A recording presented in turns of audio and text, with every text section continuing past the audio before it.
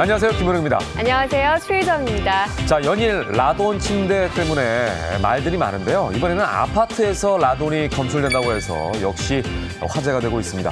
자, 이 내용은 잠시 후 톡톡 생활경제 시간에 자세하게 알려드리겠습니다. 네, 그럼 먼저 다양하고 핫한 연예가 소식 전해드리는 주간 핫토픽으로 시작하겠습니다.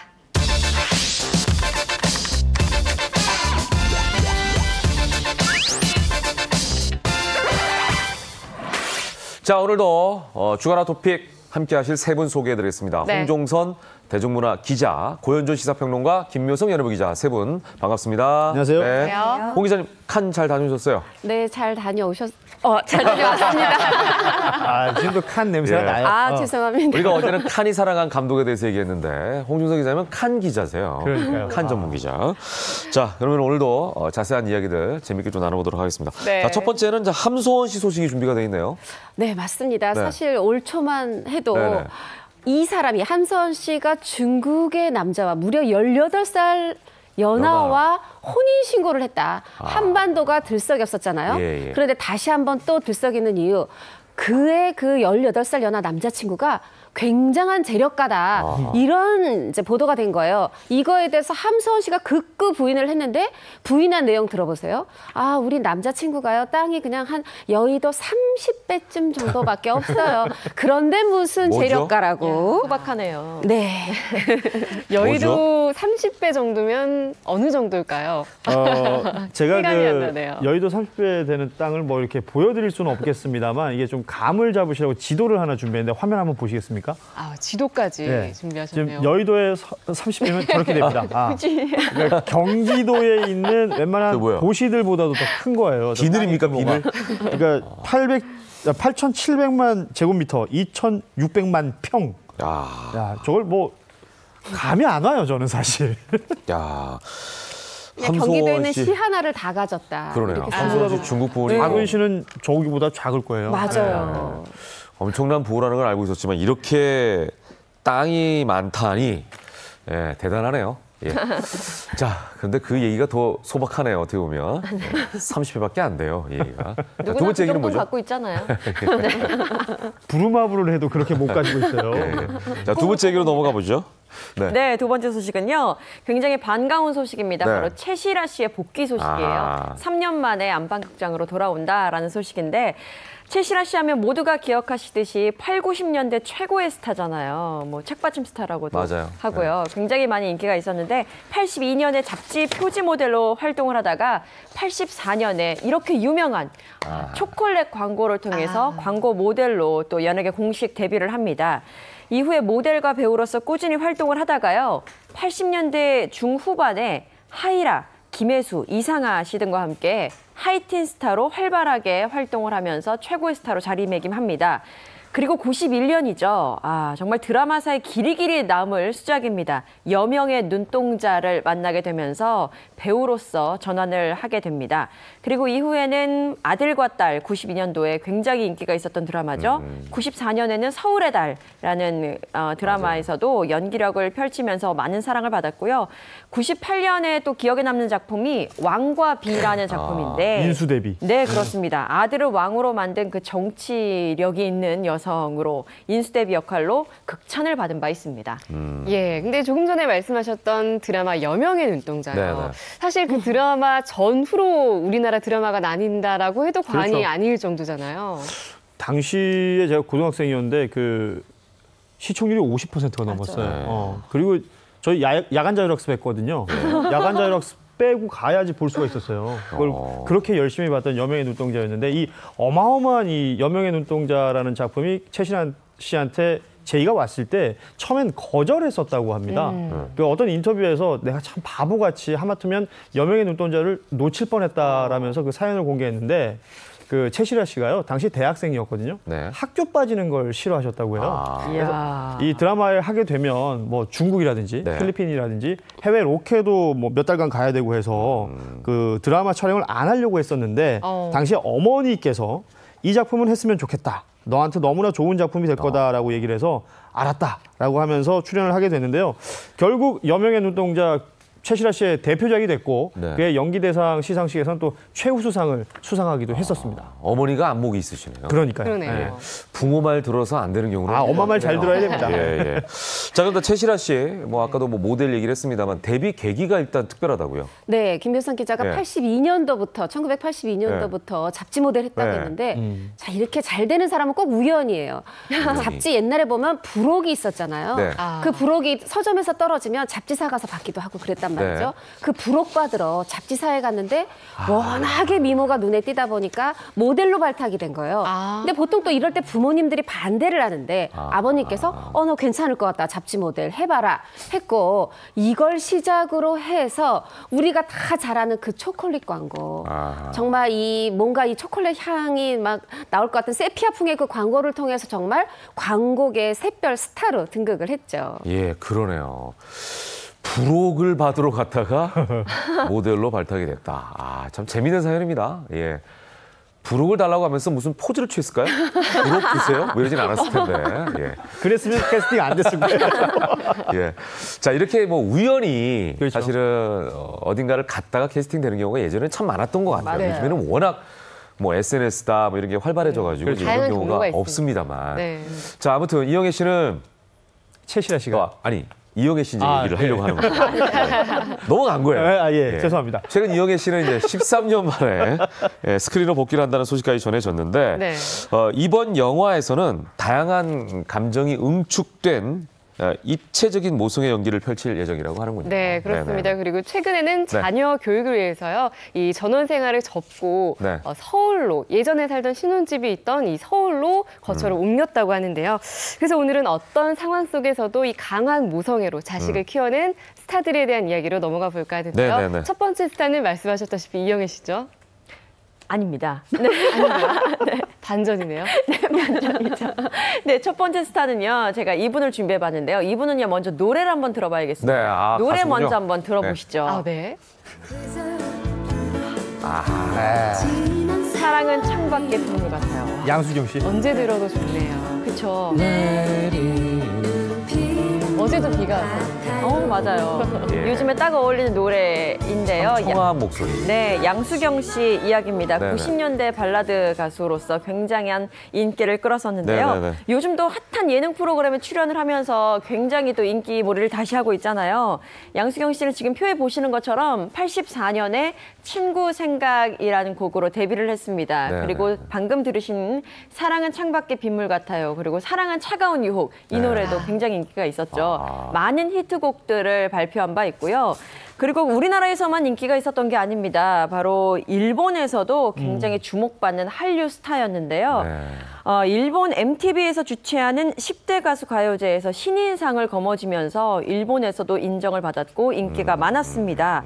그러다가 돌연 98년에 가요계 은퇴를 선언하면서 깜짝 놀라게 했죠. 갑자기 왜 은퇴를 선언하신 걸까요? 갑자기 은퇴를 선언한 이유 네. 다름 아닌 결혼이었습니다. 그 당시 매니저였던 변두섭 씨와 결혼을 발표하면서 은퇴를 했는데 이 변두섭 씨가 매니저라고는 합니다만 그냥 단순 매니저가 아니고요. 네. 그 음반회사 회장님이셨던 거죠.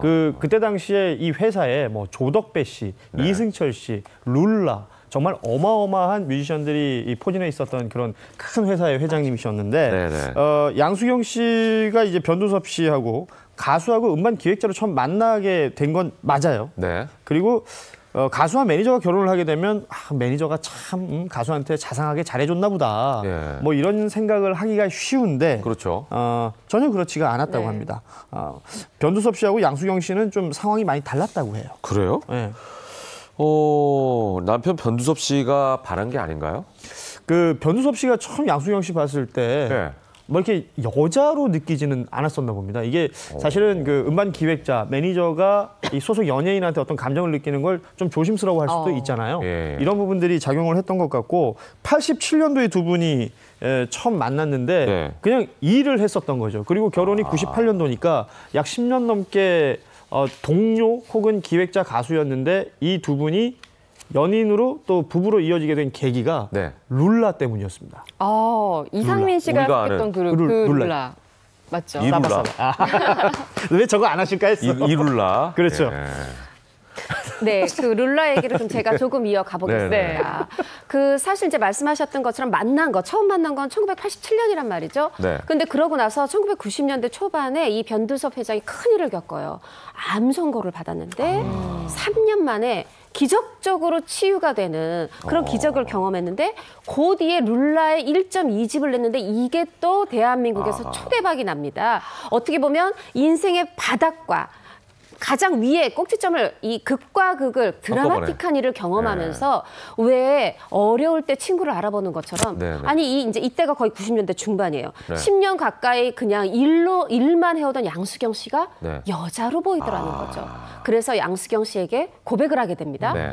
그런데 양수경 씨 매몰차게 아니요, 저는 아닙니다 했어요. 왜 그랬냐면 사실 양수경 씨 자존심이 굉장히 세요. 네. 흔히 말해서 뭐 여자 연예인하고 매니저 좀 뭐 그렇고 그런 사이 아니야? 이런 시선 싫었기 때문에 절대 매니저라고 일만 했던 거고 네, 그렇기 때문에 이런 구애를 받아들이면 그런 오해를 살까 싶어서 네, 네. 아니다라고 했던 거죠. 그런데 이게 또 지성이면 감천이고 진심은 통합니다.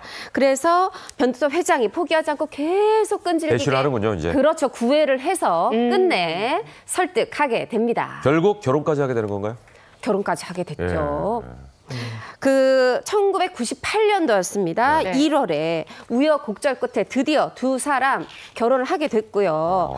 근데 그 아까 말씀드렸지만 그러면은 거의 11년 처음 볼 때부터 그러네요. 11년이 예, 걸린 예, 거잖아요. 당시에 주례가 누구였느냐? 정대철 전 국회의원. 거기다가 뭐 굉장한 유명 인사들이 대거 참석하면서 예. 양수경 씨, 오 결혼 잘하네. 예. 이런 분위기 있었고 또 이때 처음 우리 이 얘기가 왜 나왔냐면 지금 은퇴 얘기였잖아요. 네네. 그 발라드계의 여왕이 결혼과 동시에 가요계 생활을 가수 생활을 접고 뭐 어떻게 보면 전업주부로 본격 활동을 하게 됩니다. 대단하네요. 예. 그런데 이 행복했던 양수경 씨 부부 2013년에 안타까운 소식이 있었다면서요? 네, 그렇습니다. 이렇게 어떻게 보면 운명적인 만남이었고 네. 그 연예계 매니저에서 그렇게 배우자로서 예. 인생을 다시 시작했었는데 네. 남편 변두섭 씨가 갑작스럽게 사망을 했다라는 소식이 전해졌습니다. 저도 이때 취재를 했던 기억이 나는데요. 네. 지난 2013년의 일이었었고 그때 굉장히 가요계 인사들, 연예계 인사들이 대거 이렇게 병원으로 찾아오면서 그야말로 엄청난 영향력을 가졌던 인물이 세상을 떠났다는 것에 깜짝 놀랐었는데 처음에 알려진 그 사망의 원인은 과로사였습니다. 네. 그렇게 발표를 했었어요. 그런데 시간이 얼마 흐르지 않아서 사망의 원인이 새롭게 밝혀졌죠. 바로 스스로 목숨을 끊었다라는 것이었습니다. 회사가 밝힌 바로는요. 일단 사망하기 7, 8년 전부터 이미 변두섭 씨가 굉장한 우울증을 앓아왔었고 네. 수면제 없이는 잠을 이루지 못할 정도로 굉장한 수면 장애를 겪었다라고 밝혔어요. 그리고 네, 네. 여기에 또 업무가 과중하게 또 겹치면서 과로까지 생기게 된 거죠. 그러면서 자신의 사무실에서 스스로 목숨을 끊게 됐는데 처음에 사인에 대해서 과로사라고 밝힌 이유는 고인의 어떤 명예, 그 예우를 하기 위해서 과로사라고 밝혔는데 다시 한번 협의를 한 결과 고인의 예우를 지키기 위해서는 오히려 사실대로 밝히는 것이 더욱더 좋겠다라고 정리를 하면서 다시 정확한 사망 원인에 대해서 밝히게 됐고요. 네네. 그리고 말씀드렸던 것처럼 병원에 정말 많은 지인들, 가요계, 연예계 관계자들이 몰렸었는데 발인식에는 양수경 씨가 그때 이제 모습을 드러내면서 남편을 향해서 이렇게 목 놓아 우는 모습이 주변 사람들에게 많이 비춰지게 되면서 네네. 굉장히 많이 안타까움을 자아냈습니다. 네. 그러니까 사실 그때 그 기자 입장에서 맨 처음에 과로사라고 발표가 됐을 때 많은 사람들이 믿어졌어요. 왜 그랬냐면 뭐 가요계뿐 아니라 이때 당시에 배우들 영입하면서 드라마 제작도 하고 영화 제작도 하고 뭐 활발하게. 심지어 러시아에서 석유를 맞아요. 끌어올리는 그래요? 그런 사업도 하고 하다 보니까 어머 그래 과로할 만했어. 사실 그런 부분이 있었을 정도로 저도 이제 생전에 만나뵌 적이 있는데 정말 일만 하는 사람. 그리고 굉장히 좀 말라 있었어요. 네. 그래서 좀 그런 과로사의 부분이 좀 믿어졌던 부분도 있었습니다. 예, 근데 알고 봤더니 이제 그게 아니었다. 네. 이제 이런 얘기가 지금 진실로 이제 밝혀진 거고.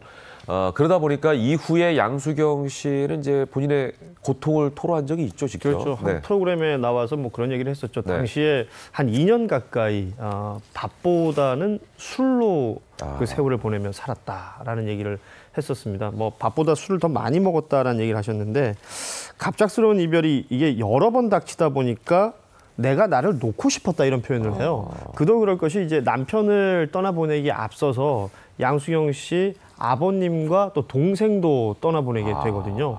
그 양수경 씨 아버님이 그 유명한 딸바보셨다고 합니다. 그렇게 믿고 의지하던 아버지를 떠나보내고 또 남동생도 참 그 옆에서 그림자처럼 따랐던 남동생인데 연이어서 보내는 그런 과정들이 그렇게 참 충격적이었었나 봐요. 뭐 남편 떠나고 아버지 떠나고 남동생 떠나고 얼마나 상심이 컸겠습니까? 그러네요. 예, 이게 보면 참 늘 힘든 일은 한꺼번에 오는 건지 그 이후에 또 한 번에 더 어려운 상황이 생겼다면서요. 네. 그렇죠. 아이가 셋인데 남편이 떠나는데 그것만 해도 큰 충격이잖아요. 네. 그리고 생각해보면 결혼한 지 5년밖에 안 된 시점이었습니다. 예. 근데 이 남편이 워낙 사업을 크게 하다 보니까 빚도 컸어요. 근데 그거를 우리가 다 아시지만 재산을 상속받으면 빚도 빚도 상속이 상속받게 되죠. 되잖아요. 예. 그런데 사실 재산 상속 포기각서 써도 됐을 텐데 양수경 씨가 택한 길은 일단 세 자녀는 상속을 포기한다. 그러면 자녀한테는 빚이 안 가는 거죠. 근데 나는 일단 빚을 내가 안겠다. 내가 상속하겠다. 이 한정 승인 그 신청서를 제출하게 되는데 한정 승인이 뭐냐면 있는 재산 내에서는 빚을 갚고 그러고 이제 나머지 못 갚게 되는 건 못 갚는 그런 상황이에요. 그 얘기는 뭐냐면 받은 재산이 만약에 빚보다 많다면 빚을 다 갖고도 남는 게 있지만 사실 이때 상황은 빚을 다 갖고 남는 게 거의 제로인 상태의 그런 상황이었는데 그래도 한정 승인 자녀를 먼저 생각하는 엄마의 마음이죠. 그런 선택을 했었고요. 제가 사실 이때 요즘에 컴백하기 전에 이 양수경 씨를 봤던 그 지인으로부터 얘기를 들었는데 정말 굉장히 말라 있고 그리고 이제 다 그래도 얼굴이 알려진 가수인데 버스 타고 다니고 정말 경제적으로 어려워 보였다 그래요. 그래서 컴백하려고 애를 쓰고 썼지만 잘 되지 않았습니다. 자, 그래서 그 이후에는 어떻게 지내시게 된 거죠?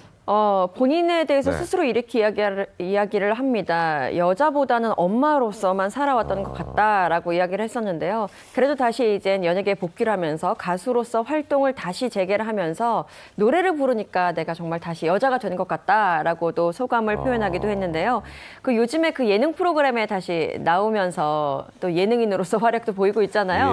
근데 이 프로그램에 처음에 나온다고 했을 때 가족들, 그러니까 아이들의 반응이 이렇게 뭐 탐탁치 않았었다고 해요. 그래요? 아들 같은 경우에는 아예 뭐 관심도 없었었고 TV도 잘 보지 않아서 예능 프로에 나간다고 했을 때 딸은 엄마 뭐 미쳤어요? 라고 할 정도로 진짜요? 굉장히 의아한 반응을 보였었고 특히 이 자녀들이 조금 오해를 했던 부분이 그 예능 프로그램에 나가면 출연자들끼리 썸을 타는 그게 목적인 프로그램이 아니냐. 그렇다면 악플도 있을 텐데 굉장히 걱정스럽다라면서 우려를 보였었는데 이에 대해서 양수경 씨가 벌써 얘들아 난 5년이나 세월이 지났다라면서 자신의 입장을 이야기를 하고 또 이 프로그램도 뭐 썸을 타고 뭐 애정을 만들고 이런 것보다는 그 비슷한 사람들끼리 또래들끼리 모여서 같이 여행을 가고 힐링을 나누는 프로그램이다라고 차근차근 이야기를 했더니 그제서야 딸도 그래 이젠 엄마도 엄마 인생을 즐겁게 한번 살아봐 라면서 응원을 해줬다고 합니다. 그래서 이 프로그램에 출연을 하게 됐다는 비하인드 스토리도 이야기를 한 바 있죠. 네, 지금 뭐 양수경 씨 자녀에 대한 얘기를 잠깐 하셨지만 네. 이 자녀를 두고도 말들이 좀 많았었죠. 네, 그렇습니다. 양수경 씨의 지금 슬라에 2남 1녀의 자녀가 있는 걸로 전해졌는데요. 이를 두고도 굉장히 많은 소문들이 있었습니다. 사실 양수경 씨가 이 부분에 대해서 직접적으로 밝힌 바에 의하면 그 3명의 자녀 중에서 1명만 양수경 씨가 낳은 아이라고 이야기를 했어요. 2명은 앞서 말씀드린 그 동생이 먼저 세상을 떠났잖아요. 동생의 아이들이었던 거죠. 그래서 동생의 그 아이들이 클 때까지 자신이 좀 맡아서 키우기로 하고 입양을 했는데 네. 이를 두고 뭐 숨겨둔 아이가 있다라는 등의 이런저런 무성한 이야기들이 있었고, 근데 그렇게 살던 중에 남편이 세상을 떠나게 되면서 맞아요. 결국 아이들과 양수경 씨만 남게 됐는데, 사실 그렇게 힘든 일을 겪었을 때 아이들이 없었다면 정말 견디기 어려웠을 거다라고 이야기를 한 바 있고요. 이렇게 사실 모든 것들을 차근차근 이야기하면 풀릴 문제긴 한데 왜 그동안 가만히 있었냐라는 질문에는 사실 연예인이란 직업이 해명을 하고 뭐 이야기를 하면 할수록 다시 또 부풀려지고 다시 회자되는 것이 조금 부담스러웠던 모양이에요. 그래서 일단은 참고 함가고 있었다라고 이야기를 했습니다. 예. 전 정말 놀라운 게 네. 결혼 15년 동안 아이 3명 낳을 수도 있는 충분한 시간인데도 그렇죠. 네. 그러니까 양수경 씨가 아이를 가졌더니 만삭이었던 게 한 번이었던 것 같은데 아기가 셋이야. 그래서 이런 걸 두고 이렇게 숨겨둔 아이 이렇게 하는 게 사실은 양수경 씨가 경제적 어려움, 남편의 부재 이런 거에 더해서 그런 시선까지 정말 고생이 많았을 것 같아서 같은 여자로서 너무 마음이 아파요. 맞아요. 특히 아이들에 대한 그 악플도 엄청났다면서요. 그러니까요. 이게 방송에서 악플을 공개한 적이 있었습니다. 네. 그러니까 아이들을 유학을 보내고 싶어서 보낸 게 아니다. 이게 악플들이 너무나 이게 심했다. 이게 죽여버리겠다라는 악플들이 있었다는 거예요. 그리고 얼굴에 뭐 염산을 뿌려버리겠다. 사실은 대놓고 할 수 없는 얘기들이잖아요. 네. 진짜 말 그대로 악플들이 달렸는데 그 아이가 이런 악플을 보면서 가슴 아픈 모습을 보이고 또 엄마에게 호소를 했다고요. 얼마나 힘든지 아느냐라는 호소를 했을 때 양수경 씨 마음이 그냥 찢어졌었겠죠. 그러니까 남편이 세상을 떠나고 나서 힘들었던 심경도 또 털어놨었는데 갑자기 그 아이 아빠가 없어지면서 울타리가 없어지니까 주위 모든 사람들이 한 번에 싹 없어졌다면서 아무도 모르는 동네 가서 문 밖에도 못 나갔다. 아이들도 해가 지기만 하면 일단 집 밖에 못 나가게 했다라면서 진짜 말 그대로 아이들을 지키기 위해서 하루하루 살았다라는 그런 말씀도 하셨습니다. 네. 네. 자, 이 악플이 정말 참 뭐라고 그럴까요? 이 사람을 피폐하게 만들고 네. 그 사람을 이렇게 좀 무너지게 만드는 어떤 요소가 아닌가 이런 생각이 들어요. 이게 쉽게 쓰는 글이지만 어떤 사람은 그걸 보는 사람 입장에서는 이게 충격적인 내용들이 참 많거든요. 그럼요. 이게 악플 남기는 사람들 특징이요. 네. 자신의 이름을 걸고 남기지 않습니다. 그렇죠. 익명성 뒤에 숨어서 남기는데 이게 그만큼 떳떳하지 못하다는 얘기를 되고요. 그렇죠. 그러니까 실제로 하고 싶은 얘기가 아닐 수도 있어요. 그냥 말 그대로 자기 머릿속에 떠오르는 대로 배설하듯이 쏟아내는 건데 어떤 의미로는 이게 과시하려고 하는 것이거든요.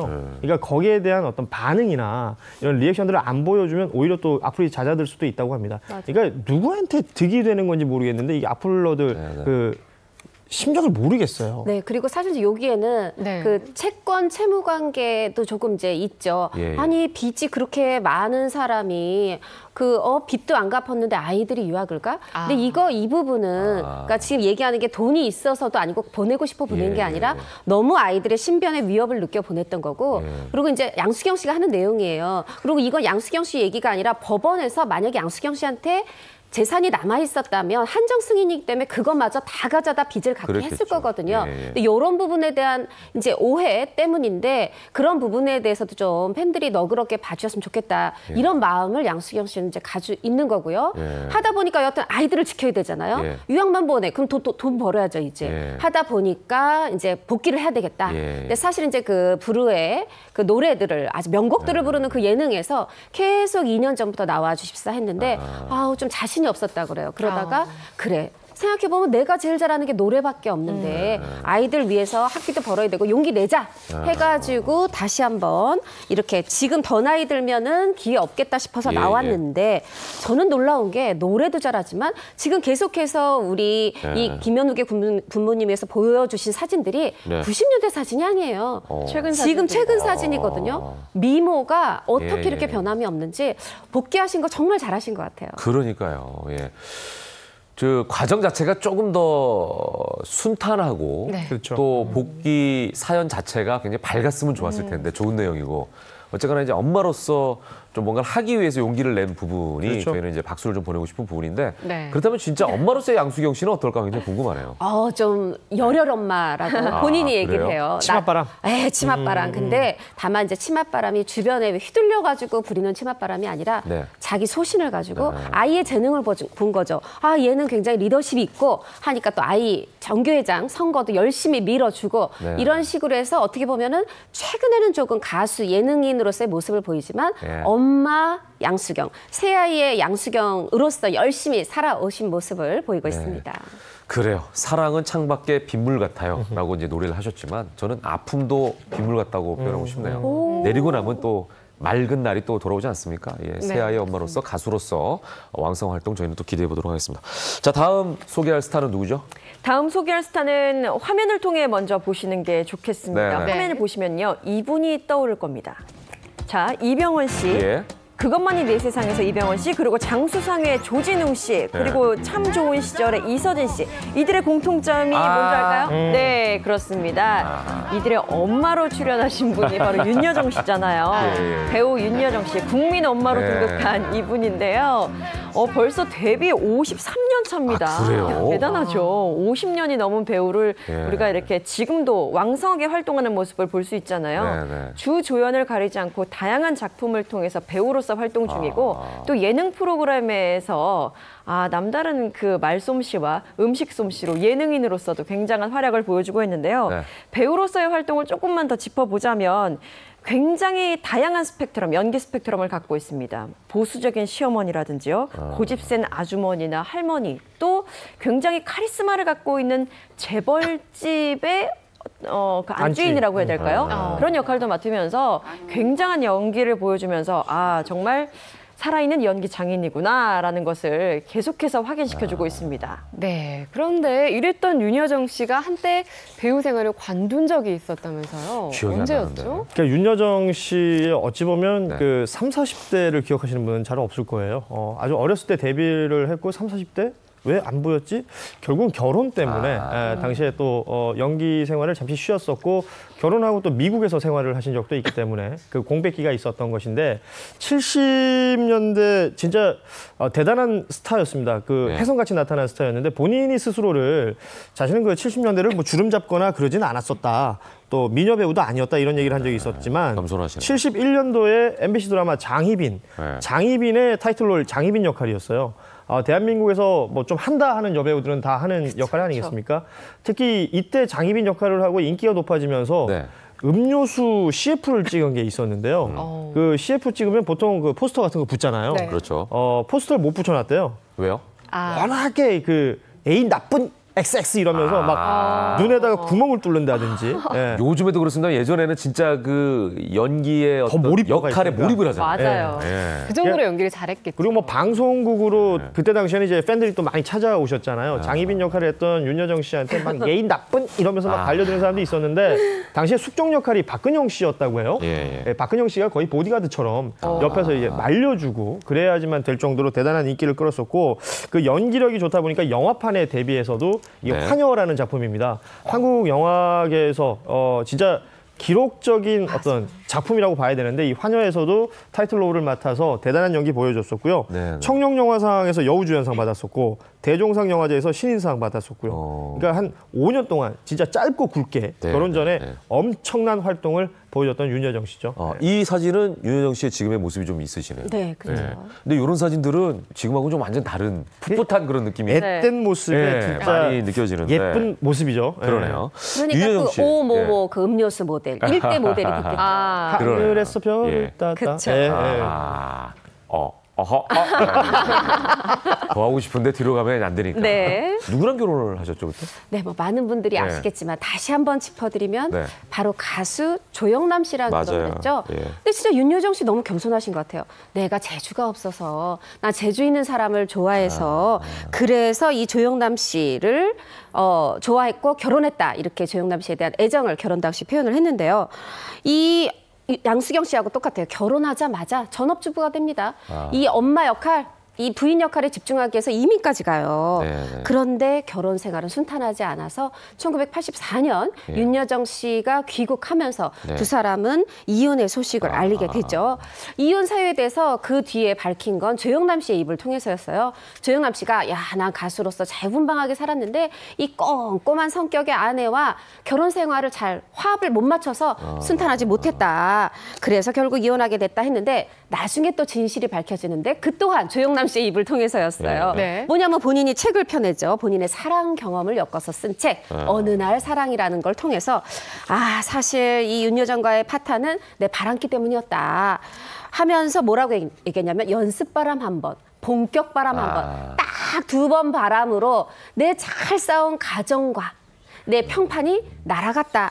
이렇게 표현을 했습니다. 예, 두 분이 이혼한 지가 뭐 수십 년이 흘렀는데 현재는 어떤 사이로 지내고 있을지 궁금하네요. 수십 년이 지나면 글쎄요, 이렇게 이혼한 부부들이 나중에 어떤 관계가 되는지는 뭐 제가 잘 모르겠습니다만 서로 이제 안 보면서 살면 그쵸, 되는데 이 네. 두 분은 어차피 공개가 되고 그렇죠. 서로의 상황을 아니까. 또 방송을 네. 통해서도 볼 수밖에 없는 그러니까. 상황이기 예. 때문에 좀 어떨지 궁금했는데 일단 윤여정 씨 같은 경우에는 조영남 씨에 대해서 별로 이야기하는 것 자체를 좋아하지 않는다라고 이미 유명하게 알려져 있습니다. 네네네. 그런데 이 둘이 화해를 한 게 아니야라고 어떤 착각을 할 수밖에 없었던 사건이 있었어요. 2016년의 일인데요. 2년 전이네요. 아, 네, 그렇습니다. 윤여정 씨가 출연한 개춘할망이라는 영화가 있었거든요. 예, 예. 근데 이때 VIP 시사회 때 예. 조영남 씨가 꽃다발을 들고 아. 이곳을 찾게 됩니다. 아. 이 VIP 시사회 하면 정말로 많은 기자들이 있고 영화계, 연예계 관계자들이 있잖아요. 예. 근데 이 자리에 꽃다발을 들고 나타나면서 두 사람의 어떤 화해 조짐이 보이나라고 의심을 할 수밖에 없는 상황이었어요. 예, 예. 그런데 조영남 씨가 나중에 밝히기로, 아니 나중에 알려진 바에 의하면 주변의 다른 지인들을 통해서 VIP 관람권을 얻게 됐고 티켓을 얻게 돼서 윤여정 씨랑 뭐 계획이나 약속 전혀 없이 그냥 꽃다발을 들고 혼자 간 거예요. 예, 예. 그래서 하지만 여기서 만나지는 못했어요. 왜냐하면 윤여정 씨가 뭐 약속이 된 것도 아니고 만날 수 그렇죠, 없는 그렇죠. 상황이었죠. 근데 조영남 씨 같은 경우에는 윤여정 씨에 대한 이야기를 계속해서 조금씩 던지고 있거든요. 네. 예를 들어서 방송을 통해서도 이렇게 이야기를 합니다. 윤여정과 살 때가 가장 행복했었다. 헤어진 순간 내 선택이 네네. 잘못됐다라는 생각을 털어놨는데 너무 예전 일이잖아요. 네네. 굉장히 과거 일인데 이제 와서 후회한다. 내가 그때 아. 잘못했었다라고 이야기를 하니까 아무래도 듣는 입장에서는 조금 기분이 안 좋지 않을까라고 네네. 생각이 되는 부분입니다. 이게 이제 뭐 과외 얘기입니다만 남자가 여자보다는 좀 어리석은 것 같긴 해요. 보통. 네. 예. 남자의 그런 후회는 건 때가 그러니까 늦죠. 그리고 후회를 네. 하게 되면 이미 늦었을 때. 네, 그렇죠. 그렇습니다. 그러니까 남자는 후회를 하지만 여자는 사실은 잊어버리잖아요. 그럼요. 예, 그런 차이가 좀 있지 않나 이런 생각이 드는데 이혼하고 이때 처음 만났던 건가요, 두 분이? 지금 말씀하셨던 남자는 후회하고 여자는 잊어버린다. 네. 이 말이 정확하게 들어맞는 장면이 하나 있어요. 예. 네. 이분들이 이혼하고 딱 한 번 마주치는데 방송국 복도에서 마주쳤다고 합니다. 근데 그때 그 상황을 조영남 씨는 운명의 순간이었다. 가슴이 뚝뚝 내려앉는 줄 알았다. 이렇게 기억을 한 반면 윤여정 씨 시크하기로 유명하시지 않습니까? 예. 쓱 한번 보고 가셨답니다. 그런 일이 있었군요. 근데 또 윤여정 씨가 이혼 후에 두 아들을 혼자 키웠다고 하는데 경제적으로도 굉장히 힘들었을 것 같아요. 어려웠죠. 생활고 있었습니다. 그러니까 사실 그 한간에 알려진 것처럼 조영남 씨는 내가 마치 뭘 다 준 것처럼 얘기를 했는데 한간에 알려진 거랑 다르다. 딱 5천만 원 줬다. 그래서 전세금 5,500만 원짜리 방을 구하는데 한국에 들어와서 두 아이랑 살아야 되니까 네. 500만 원이 부족해서 친정 어머니가 대줬다. 농담으로 그 500만 원은 더 받아야 된다. 위자료로 그런 얘기를 할 정도다. 네. 그럼 그 다음에 방은 얻었는데 먹고 살아야 되잖아요. 네. 그래서 아까 여우주연상 신인상을 네. 받았던 이 여배우가 단역 출연, 보조 출연을 마다하지 않아요. 전원일기에서 그냥 그 개울에서 빨래하는 안악부터 다시 시작을 합니다. 그게 컴백이 전원일기였어요. 네, 대단한 이 생활력인데 이렇게 얘기해요. 배우는 돈이궁할 때 연기가 잘된다. 그때 보조 출연을 마다하지 않았던 것도 두 아들을 키워야 되니까 돈이 급해서였고 예. 또 사실 생각해 보시면 영화 바람난 가족에서 노출 연기했었잖아요. 맞아요. 이것도 돈이 급해서였다. 뭐냐면 정혜선 씨가 원래 이 역에 캐스팅 돼 있었다 그래요. 네네. 근데 노출이 있다고 하니까 정혜선 씨가 저는 아니야 하고 이제 꺼리자. 네네. 본인도 꺼려졌지만 그때 이제 집을 수리해야 되는데 집 수리비가 좀 모자랐대요. 그래. 하고 이제 노출 연기도 했고, 그래서 맨날 윤여정 씨 이 얘기 정말 하세요. 아, 배우는 돈이 급할 때 연기를 잘하고 통장에 입금되면 명연기 나온다고. 근데 저는 이게 굉장히 오히려 더 솔직하죠. 네, 솔직하고 생활인으로서의 어떤 내공이 느껴진다 그런 네. 생각이 듭니다.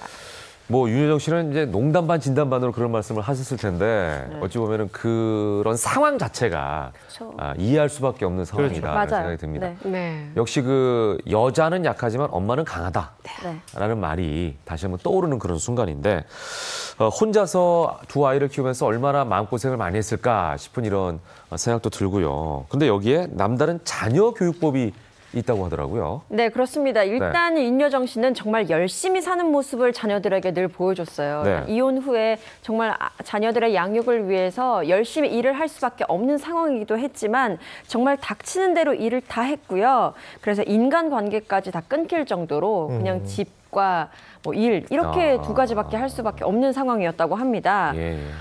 그랬는데요. 그 와중에서도 자녀에 대한 교육관이 아주 확실했습니다.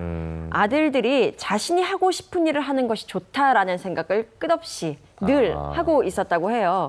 첫째 아들이 공부를 굉장히 잘했습니다. 그래요? 그래서 콜롬비아 대학을 나왔는데요. 네. 미국 ABC 방송에 첫 취직을 했었대요. 오. 그런데 잘 다니다가 그만둔다고 하길래 다른 부모님들 여타 부모님들 같은 경우에는 왜 그 좋은 직장을 그만두냐라고 그렇게 말릴 표현 수 안 있잖아요. 하시죠? 너 미쳤니?라고. 네, 그렇습니다. 네. 그런데 윤여정 씨는 아주 쿨하게 그래, 네가 하고 싶은 것을 해라 라면서 난 네가 행복하면 됐다라는 이야기를 했다고 해요. 네네. 그래서 지금은 이 첫째 아들이 패션 업계의 작은 회사에 취직을 해서 네. 그냥 행복하게 자신이 하고 싶은 일을 소소하게 하고 있다고 합니다. 그리고 둘째 아들도요, 힙합 관련 음악 일을 하고 있는데 그냥 처음부터 이 음악을 했던 것은 아니고요. 그냥 대기업이라든지 예. 그냥 회사에 다니면서 평범한 직장 생활을 하다가 예. 결국 자신이 좋아하는 일을 찾아서 새로운 분야에 도전을 하게 된 거죠. 그러니까 윤여정 씨의 입장은 그렇습니다. 네. 아이가 성인이 된 후에는 각자 알아서 사는 거다. 네, 내가 뭐 네. 도와주고 이런 거 다 필요 없고 네. 자녀들의 결혼까지 책임져야 한다? 이거는 말도 안 된다. 같이 살고 싶은 생각도 없다라면서 예. 딱 잘라 이야기를 했고요. 네. 하지만 그 와중에도 아이들은 나의 보배다라면서 애정을 숨기지 않았습니다. 사실 이 둘째 아들이 그러니까 뭐 그냥 음악인 정도가 아니고요. 네. 그 글로벌 그 대기업들 있잖아요. 그런 네. 데를 옮겨 다니는 예. 대단히 잘 나가는 그런 음악인입니다. 네네. 자, 이렇게 해서 저희가 자식들을 사랑해서 본인을 희생한 네. 스타에 대한 얘기를 나눠봤습니다. 자, 이번에는요, 무비데이트 우리 뭐 볼까로 이어가겠습니다. 네, 박스오피스 순위 함께 보시죠. 네, 이번 주 1위부터 5위까지 살펴보겠습니다. 이번 주 5위는요, 레슬러가 차지했고요. 4위는 피터 래빗, 3위는 버닝, 2위는요, 어벤져스 인피니티 워, 1위는 데드풀 2가 차지했습니다. 데드풀이 올라갔구나. 데드풀이 1위로 올라갔고 어벤져스가 이제 2위로 내려갔네요. 네, 독전이 올라오기를 또 응원해 봅니다. 그러네요. 예. 우리가 이제 모성의 스타들의 이야기를 해봤는데 모성을 느낄 수 있는 영화가 있다고요. 그렇죠. 모성에 느낄 수 있는 누구나 어떤 엄마나 위대하지만 네. 특히 아이가 아플 때 엄마는 더 대단한 맞아요, 힘을 맞아요. 발휘해야 되죠. 네. 바로 영화 마라톤. 여기서 이제 조승우 씨 많이 기억하시지만 그 위대한 사람 뒤엔 또 엄마가 훌륭한 엄마가 있죠. 김미숙 씨가 연기를 했었는데 이 우리 얼룩말과 초코파이 좋아하는 우리 초원이 맞아요. 그런데 자폐잖아요. 이 청천벽력 같은 상황에서 엄마는 네. 그래도 우리 초원이가 달리기만큼은 잘해. 그래 남들과 다르지 않다는 거 보여주겠어 하고 저렇게 마라톤을 시작하게 된 그 성공기에 관한 이야기인데 정말 조승우 씨 연기 너무 잘했어요. 너무 잘했죠. 네, 정말 자폐아 같았잖아요. 맞아요. 또 그 김미숙 씨의 모성의 연기도 정말 심금을 울렸던 그런 생각이 나네요. 저도 이 영화를 너무 재미있게 봤어요. 그리고 그 당시 아마 이 영화 본 사람들은 다 성대모사 했을걸요? 그렇죠. 쪼니 다리는 100만 불짜리 그렇죠. 다리. 아직도 이 맞아요. 대사가 생각이 날 생생하게 정도로. 기억나요. 실화였잖아요, 또 이게. 그러니까. 이 실화가 예. 주는 감동이 있습니다. 예. 두 분은 어떻게 보셨어요? 인간극장의 이 네. 배영진 씨라고 이제 그때 당시에 배영진 군이라고 그랬었는데 네네. 실화 얘기 나오고 나서 영화 만들어지고 나서 김미숙 씨 대사 중에 우리 아이에겐 장애가 있어요. 그리고 초원이가 죽은 다음 날 내가 죽고 싶어요. 이런 맞아요. 것들이 진짜 모성을 진하게 느낄 수 있게 해줬던 네. 그런 영화가 아닌가 싶습니다. 예, 예. 이 조승우 씨가 영화 촬영을 하면서 딱 한 번 화를 불같이 한 번 냈다고 해요. 그래요? 그 이유가 현장에 들렀던 기자들이 있었는데 예. 그냥 이게 캐릭터를 잘 설명하기 위해서 그런 표정과 제스처를 네. 찍고 싶다. 그런 포즈를 취해달라고 이야기를 했었다고 합니다. 맞아요. 근데 여기에 조승우 씨가 절대로 그렇게 하면 안 된다라면서 그렇죠. 이 장애 아동에 대한 그렇죠. 철저한 이해를 갖고 예. 배역을 열심히 소화를 해냈더라고요. 이 모습을 전해 듣고 굉장히 네. 깜짝 놀랐고 역시 명배우는 마음가짐부터 다르구나라는 걸 느꼈습니다. 그렇죠. 예. 그래서 최근에 또 예. 백상에서 상도 받으시고 조승우 씨. 예, 예. 네, 그 역시 명배우는 시대가 네, 네. 지나도 변하지 않는 것 같아요. 그리고 뭐 뮤지컬 스타로서도 좀 엄청나게 이름을 그렇죠. 그럼요. 그분 거 보려면은 뭐 쉽지 않은 그런 분이시죠. 네, 예. 자, 아무튼 오늘 주간화 토픽은 여기까지 듣도록 하겠습니다. 세 분 재밌는 이야기 고맙습니다. 고맙습니다.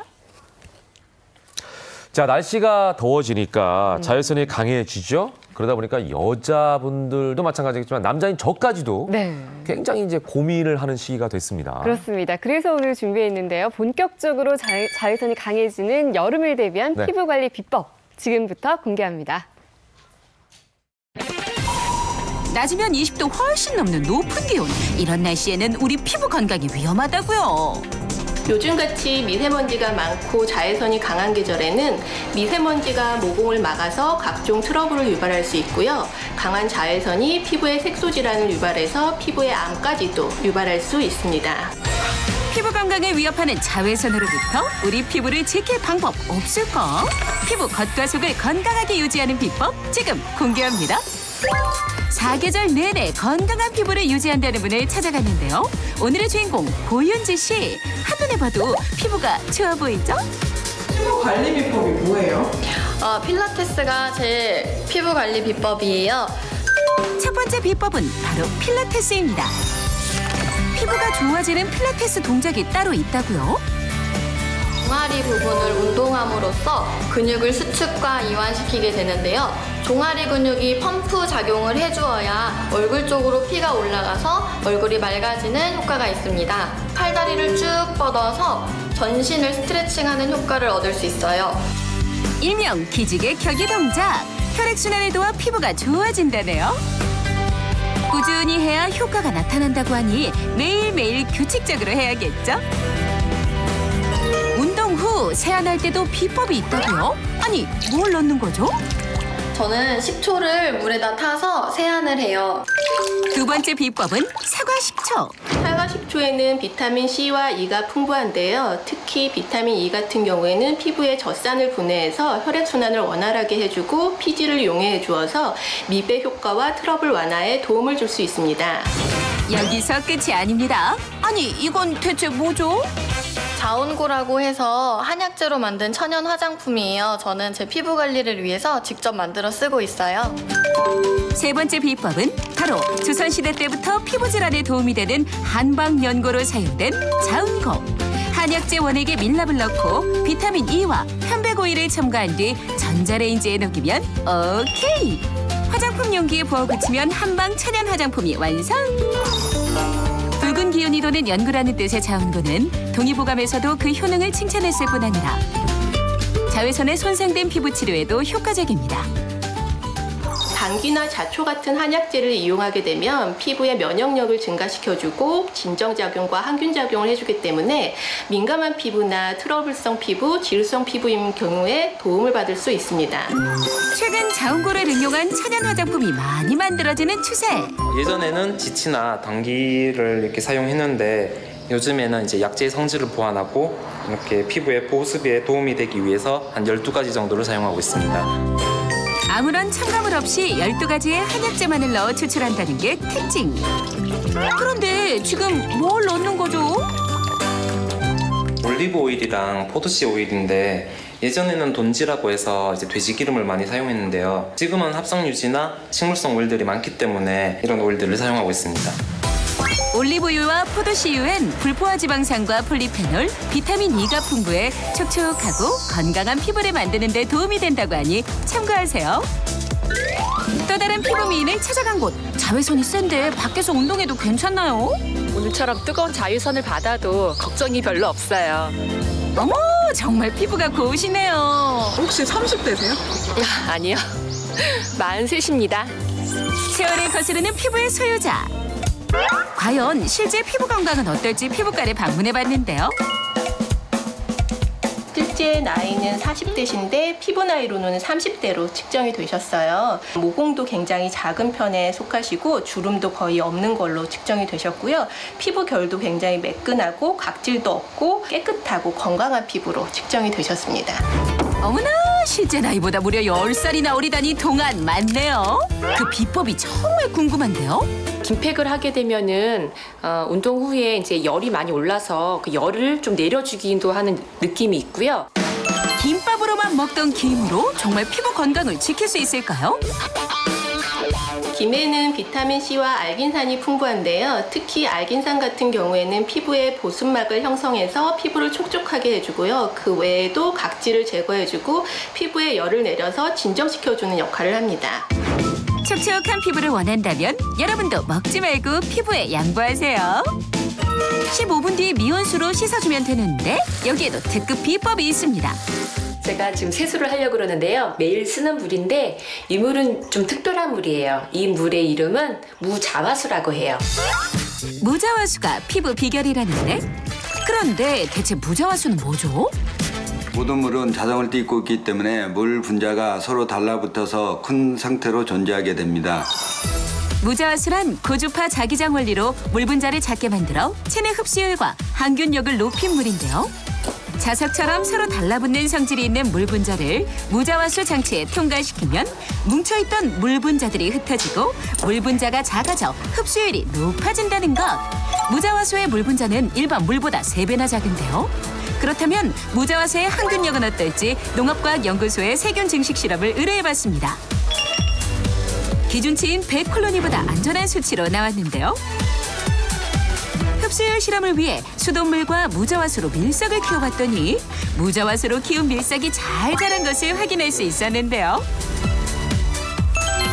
그런데 무자화수가 피부 건강에도 도움이 될까요? 입자가 작고 균이 제거된 물의 경우 피부의 흡수율이 높아서 피부를 촉촉하게 만들어줄 수 있고 자극이 적기 때문에 민감한 피부에 도움을 줄 수 있습니다. 무더운 여름이 다가오기 전에 오늘 본 특급 비법들을 참고해서 여러분도 피부 건강 지켜보세요. 네, 우리 집 샤워기도 좀 바꿔보면 어떨까 이런 생각이 들었는데요. 네. 수분 보충 그리고 자외선 차단으로 건강한 여름을 준비하시기 바랍니다. 네, 다음 영상 보실 텐데요. 네. 요즘 나들이 가기도 좋지만 공부하기도 참 좋은 계절이 아닐까 싶은데요. 네네. 하지만 이 학부모들을 둔 자녀들을 둔 학부모들은 뭐 아무리 열심히 공부해도 성적이 안 오르면 굉장히 속상할 것 같다는 생각이 들어요. 그렇죠. 자, 그래서 학습법과 환경만 바꿔줘도 굉장히 공부 효율성이 높아진다고 합니다. 네. 자, 과연 어떤 방법일지 함께 확인해 보시죠. 아무리 노력해도 오르지 않는 학업 성적 때문에 스트레스 받는 학생들 참 많을 텐데요. 도대체 어떻게 공부해야 할까 고민이라면 이 학생들을 주목해보세요. 못 보면 50점대, 잘 보면 8, 90대 점수를 더 잘 받을 수 있었던 것 같아요. 일주일 시간표를 작성하고 그 과목별로 공부를 하고 나니까 나만의 공부법을 찾게 된 것 같아요. 공부하는 습관과 환경만 바꿨을 뿐인데 우리 아이가 똑똑해졌어요. 집중력은 물론 성적도 쑥쑥 오르는 학습의 비밀 지금 공개합니다.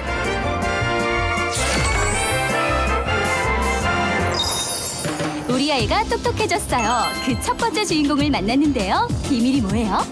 제가 한 공간에서 오래 집중을 못하는 편인데 다양한 공간에서 공부를 하다 보니까 좀 더 공부가 효율적으로 이루어진 것 같고 성적도 많이 오르게 된 것 같습니다. 집중력을 높여 원하는 대학까지 합격! 비법을 알려준 건 바로 김종은 진로진학 전문가입니다. 어렸을 때부터 자신의 진로를 좀 찾아서 그 진로에 맞는 산업군, 그리고 그에 맞는 학과, 그리고 그에 맞는 학과에서 무슨 공부를 하고 또 그 과를 진학하기 위해서는 어떤 공부를 내가 지금부터 해야 되는지를 찾아주는 그런 컨설팅 업체입니다. 사람마다 자신에게 맞는 장소가 따로 있기에 이곳에서 자기에게 맞는 안성맞춤 장소를 찾고요. 장래 목표가 뚜렷해야 공부 동기부여도 되는 법. 진로 적성 검사부터 진로 로드맵까지 상세하게 해석하고 코치해준답니다. 진로를 직접 제가 좀 찾아주고 그리고 그에 맞는 과목별 공부법, 그 학생의 특성을 찾아줘서 보다 효율성 있고 보다 원활한 그런 공부를 할 수 있도록 하는 동기부여도 줌으로써 무조건 외우는 게 아니라 스스로 공부하는 방법을 터득해 자기주도 학습이 가능하게 도와준다는데 그 방법 한번 지켜봐야겠죠? 학생 옆에서 맨눈으로 뭔가를 관찰하시는 이분. 도대체 뭘 그렇게 보시는 거예요? 저는 스터디 페이스메이커로. 스터디 페이스메이커? 학생이 공부를 어떻게 할지 모를 때 그 공부 방법을 가르쳐줘서 학생이 스스로 공부할 수 있도록 도와주는 역할이에요. 구체적으로 어떻게 도와주는지 한번 볼까요? 책상에만 앉으면 게임하고 졸고 심지어 산만하게 돌아다니기까지 합니다. 스터디 페이스메이커가 나섰다. 옆에서 성격과 학생량을 파악해 집중력이 높아지는 공간을 찾아 맞춤형 공부법까지 찾아준다는데요. 일주일 시간표를 작성하고 그 작성한 과목별로 공부를 하고 코치님에게 그 공부한 거 검사받고 나니 어떻게 공부해야 될지 나만의 공부법을 찾게 된 것 같아요. 이렇게 성격에 따라 공부 환경을 바꿔주는 것이 정말로 공부에 도움이 될까요? 환경과 자기하고 맞을 때 자기가 스스로 공부에 시간을 투입하는 거거든요. 그러니까 공부를 잘할 수밖에 없고 그게 습관이 되면 결국에 그런 식으로 공부를 평생 하는 거예요. 두 번째로 찾은 곳은 특별한 공부법으로 아이들을 가르친다는 것인데요. 못 보면 50점대예요. 잘 보면 8, 90대에서 점수를 더 잘 받을 수 있었던 것 같아요. 공부법을 바꿨더니 점수가 쑥쑥! 이번엔 수학 점수를 100점이나 받았답니다. 어떻게 이렇게 똑똑한 아이로 변신할 수 있는 거죠? 알려주세요. 학년이 올라갈수록 공부에 조금 더 흥미를 느끼고 알아가는 과정을 소중히 생각했으면 해서 메타인지를 학습에 적용하게 됐습니다. 메타인지 학습법이 바로 비결이라는데 메타인지란 유대인 전통 토론 교육법인 하브루타에서 출발합니다. 묻고 답하면서 배우는 하브루타 교육은 메타인지를 아주 잘 활용한 교육법인데요. 설명하는 과정에서 내용을 정확하게 인지하는지 스스로 깨닫게 해 자기의 지식으로 만드는 거래요. 수업 시간에 수학을 잘 들어도 이해가 가지 않았던 게 많았는데 모르는 거 이렇게 하나하나 다 알려주면서 어떻게 하면 더 실전에서 잘할 수 있는지 알려주셔서 메타인지 학습법이 실제 공부에 어떻게 도움이 되는 걸까 전문가에게 물어봤습니다. 계획을 세우고 전략을 세우고 스스로 공부하는 방법을 스스로 만들어내고요. 그리고 나서 어떤 공부를 하는 거거든요. 공부에 대한 계획을 확실히 세웁니다. 자, 그렇다면 메타인지 학습법 수학 수업에 어떻게 적용되는지 한번 봐야겠죠? 방정식하고 함수의 차이점이 뭐예요? x의 값에 따라 참이 되기도 하고 거짓이 되기도 하는 등식. 그렇죠. 3차 일반형 함수 얘기해봐. ax 세제곱 네. 플러스 네. bx 제곱 네. 플러스 네. cx 네. 플러스 d 네. 는 0에서 a는 0이 아니다. 수학 공부도 단순한 문제풀이가 아닌 스스로 문제를 분석하고 식을 세우는 원리를 파악하고 있는지 묻고 답하는 토론을 합니다. 이게 메타인지의 기본. 예전과 다르게 제가 모르는 게 뭔지 확실히 공부하면서 선생님이 짚어주신 것도 있고 이 학습법을 이제 접목을 하게 되면서 저도 이제 감을 잡아서 저도 이제 뭐가 틀렸는지 제가 풀면서 스스로 느낄 수 있었어요. 아이들 스스로 문제를 정확하게 풀 수 있도록 열심히 설명하는 이때 설마 조는 건 아니겠죠? 생활노트 가지고 가서 챙겨갖고 와라. 생활 노트? 대체 그건 또 뭔가 했더니 수업을 듣는 태도와 습관에 대해서 이 노트에 적어서 몰입 관리를 해주고 있는 거래요. 스스로 문제가 무엇인지 깨닫게 해주기 위해 작성한다고요? 이런 메타인지 학습은 수학뿐만 아니라 국어와 영어 수업에도 적용되고 있습니다. 자, 그렇다면 영어 수업에는 어떻게 이 학습법이 적용되고 있는 걸까 살펴볼까요? 뭘 기억한다고요? 제가 몰랐던 거를 논리적으로 알려주셔요. 그래서 또 만약에 제가 기억을 못하시면 다시 차분히 알려주셔서 기억을 못한 거를 더 강화해서 머리에 심어주고 쌓여서 계속 기억하게 되는 것 같아요. 이런 능력을 키운다면 어떤 과목을 공부해도 효율적으로 할 수 있겠죠? 성적과 학습 능력이 쭉쭉 오르는 맞춤형 공부법으로 즐겁게 공부하세요.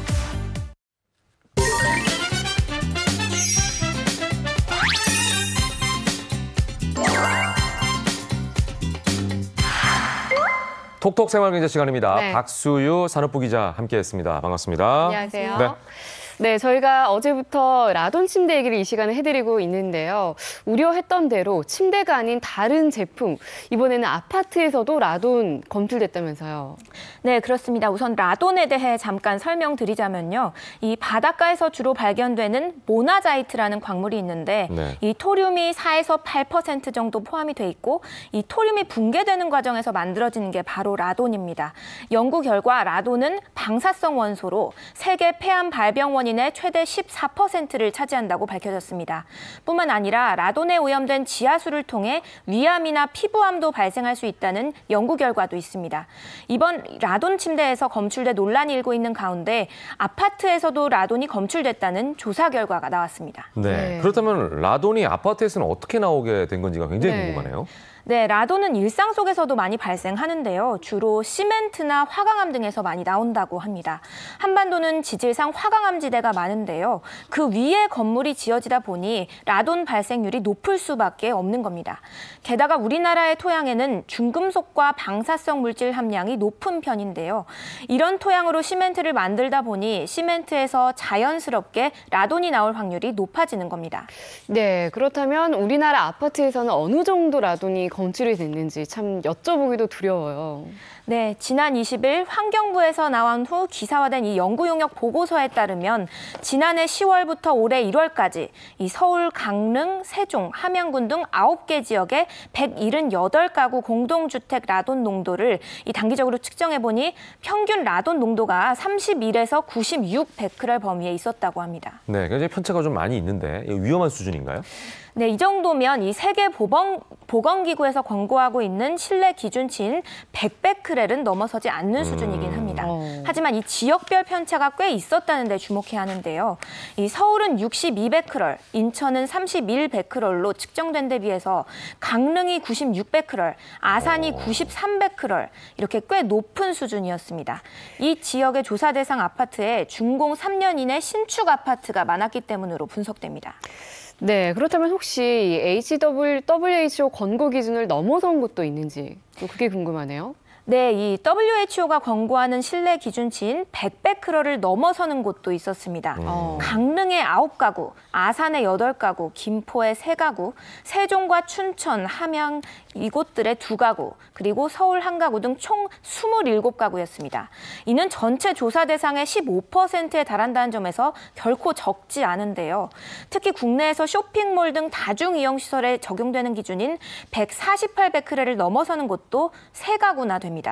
그런데 우리나라의 경우 다중이용시설은 148베크렐, 신축은 200베크렐로 규제하고 있다고 보도가 나간 이후에 지난 21일 환경부에서 이에 대한 해명 보도 자료를 배포했는데요. 네. 이에 따르면 올해 1월부터 기존 공동주택이나 신축 공동주택 구분 없이 실내 라돈 농도 기준을 200베크렐로 설정해 관리하고 있다고 밝혔습니다. 네, 200베크렐이면 WHO에서 권고한 기준이 100베크렐이니까 2배가 높은 셈이지 않습니까? 네. 쇼핑몰처럼 사람들이 많이 드나드는 곳인데 여기가 181베크렐이면 굉장히 높다는 생각이 드는데 아까 시멘트나 화강암에서 이 라돈이 발생한다라는 얘기를 했잖아요. 그렇다면은 아파트 같은 경우에 혹시나 이 집안보다 높은 고층으로 가게 되면은 이 라돈 발생률이 좀 줄어들지 않을까 이런 생각도 드는데 어떤가요? 네, 의외로 그렇지 않았습니다. 아, 그래요? 예, 상당수의 아파트들에서 고층으로 올라갈수록 라돈 농도가 더 높게 측정됐다고 하는데요. 오히려. 네, 이는 겨울철에 아파트가 밀폐된 상태에서 연돌 효과라는 것이 있는데 이게 건물 내외부 온도 차이 때문에 외부 바람이 내부로 들어오면서 위로 올라가는 현상을 말합니다. 이것으로 인해서 공동주택 안으로 유입된 라돈이 높은 곳으로 올라갔기 때문인 것으로 보입니다. 사실 라돈은 매우 무거운 기체 자체라서 지면과 접촉한 저층의 라돈 농도가 높은 것으로 알려져 있는데요. 고층 농도에서 환기가 충분히 이루어지지 않으면 이 고층에서의 라돈 농도가 더 높아질 수 있다는 것을 확인시켜준 사례라고 볼 수 있습니다. 네, 같은 지역 180가구를 대상으로 이 라돈 농도를 3개월간 장기 측정한 결과에서도 상황은 비슷했습니다. 준공된 지 3년 이내에 신축 공동주택 비중이 높은 이 아까 말씀드렸던 강릉이나 아산, 네. 세종의 경우에는 평균 라돈 농도가 다른 지역보다 높았습니다. 이렇게 지역마다 라돈 농도 수치가 다른 가운데 이 국립환경과학원에서 발표한 전국 라돈 지도 중 가장 최근 이 버전인 2016년 전국 라돈 지도를 살펴보면 이렇습니다. 예, 보시다시피 강원도 동해시와 전북 완주군을 포함해 실내 공기질 관리법 권고 수치를 넘어서는 곳은 철원, 삼척, 울릉군 이렇게 3곳이었습니다. 네. 그래서 전국에서 가장 높은 라돈 농도를 보이는 곳은 강원도로 평균적으로 149베크렐을 기록했습니다. 아하. 예, 그렇다면 특히 이 라돈이 많이 검출되는 건물이 또 따로 있나요? 네, 전문가들은 노후된 공공시설이나 단독주택일수록 위험도가 높다고 설명했습니다. 실제로 지난 2012년 서울 도시철도공사 설비 직원과 영무원이 폐암으로 사망한 사건이 있었는데요. 이 3년 후 역학조사를 통해 라돈이 발병 원인인 것으로 밝혀지기도 했습니다. 예, 그렇다면 다른 나라는 네. 기준이 어떨지 그것도 궁금해요. 네, 선진국들의 경우에는 우리보다 기준이 훨씬 엄격한 편입니다. 미국은 공동주택과 다중이용시설 모두에 148베크렐, 독일은 이보다 엄격한 이 100베크렐의 기준을 적용하고 있는데요. 또 영국의 신축 건물은 100베크렐, 기존 건물은 200베크렐 이하를 권고하고 있습니다. 네. 자, 그러니까 이제 환기를 좀 습관적으로 하는 게 중요하다라는 말씀을 좀 드리고 싶고요. 마지막으로 영상으로 보는 이슈 전해주시죠. 네, 2천만 수도권 주민의 식수원인 팔당호가 쓰레기로 몸살을 앓고 있다고 합니다. 소파, 슬리퍼 같은 각종 생활 쓰레기가 잔뜩 밀려와 수질 악화가 우려되고 있는데요. 버리는 건 쉬워도 치우는 데는 막대한 인력과 예산이 투입된다고 합니다. 자세한 내용 영상으로 함께 보시죠. 하늘에서 본 팔당호의 모습입니다. 해목과 나뭇가지로 뒤덮였습니다. 이게 이례적으로 5월달 요 시기에는 좀 일르게 좀 내려온 거죠. 비가 많이 왔으니까. 하루 100mm 이상 비가 오는 여름 장마철에나 나타나는 현상이지만 지난 16일부터 쏟아진 폭우로 남한강과 북한강의 쓰레기가 떠밀려 온 겁니다. 집안에서 사용한 생활 쓰레기도 적지 않습니다. 제 뒤로 선박을 이용해 쓰레기 수거 작업이 한창인데요. 이 밑을 한번 보시면은 이 스티로폼뿐만 아니라 페트병, 그리고 축구공, 그리고 농구공까지 떠내려 왔습니다. 부피가 큰 소파부터 슬리퍼까지 다양합니다. 물 밖으로 끄집어내기도 쉽지 않습니다. 쓰레기는 575m 길이의 팔당댐 앞을 모두 막았고 무게만 700톤에 달할 것으로 보입니다. 대부분 한강 인근에 몰래 내다 버린 것으로 추정됩니다. 쓰레기를 그냥 내버려두면 물을 부패시키는 부영양화가 일어나 서울 경기 2천만씩 수원인 팔당호의 수질 악화도 우려됩니다. 물속에 들어가거나 나중에 한 기간이 오래 걸리면은 부영양화나 폐정물로 또 쌓일 수도 있고 냄새도 일어나겠죠. 경기도 수자원본부는 이달 안에 쓰레기 수거 작업을 마칠 예정입니다. 채널A 이윤우입니다. 자, 어제 비가 내렸는데요. 비는 그쳤습니다. 네. 자세한 날씨를 좀 살펴보죠. 김혜연 기상캐스터, 날씨 전해주세요. 네, 조금 전 영남 해안으로 내리던 빗방울도 모두 그쳤고요. 이렇게 서서히 맑은 하늘을 드러내고 있습니다. 다만 며칠째 먼지 없이 청정한 공기가 유지됐는데요. 오늘은 황사가 유입됩니다. 황사 마스크 필히 챙기시기 바랍니다. 어제와 그제 중국과 몽골에서 발현한 황사가 남동진하며 우리나라에 영향을 주겠습니다. 오후에 서해 5도를 시작으로 밤에는 일부 내륙으로도 유입되겠는데요. 이 영향으로 전국에서 미세먼지 농도가 나쁨에서 매우 나쁨 단계를 보이겠습니다. 내일까지 이어지는 곳이 있으니까요. 먼지 농도 자주 확인하시기 바랍니다. 현재 서해안을 중심으로 바람이 강하게 불고 있습니다. 또 비로 인해 곳곳에 안개가 남아 있으니까요. 교통안전은 물론 항해나 조업 선박도 주의하시기 바랍니다. 현재 기온 서울이 14도, 청주 17도, 창원은 16도로 어제보다 조금 낮은 기온으로 출발하고 있고요. 낮 기온은 서울이 23도, 전주 24도, 대구는 26도가 예상됩니다. 당분간 맑은 하늘이 함께하겠습니다. 기온은 점점 오름세를 보이며 주말엔 덥게 느껴지실 수 있겠고요. 일교차 큰 날씨는 이어질 전망입니다. 오늘은 황사에 주의하셔야겠습니다. 황사는 추가 발원량과 주변의 기류에 따라서 매우 유동적으로 움직이니까요. 수시로 먼지 농도 점검하셔서 호흡기 관리 꼼꼼하게 챙기시기 바랍니다. 지금까지 상암동 채널A에서 오늘의 날씨 전해드렸습니다.